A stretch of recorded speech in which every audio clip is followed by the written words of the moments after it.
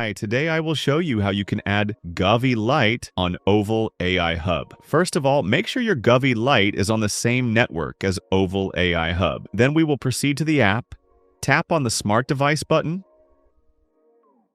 then go to the Device section, tap on the plus button. For Govee Light, we will go to the Add menu section and tap on the Govee Light Local. Then write any name for the Govee Light.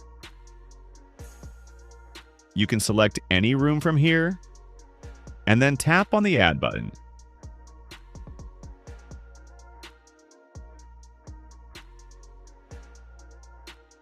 Here you can see, device added successfully.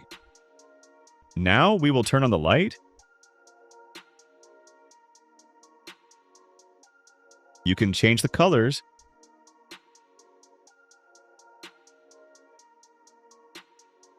You can set any color from here. You can also set white.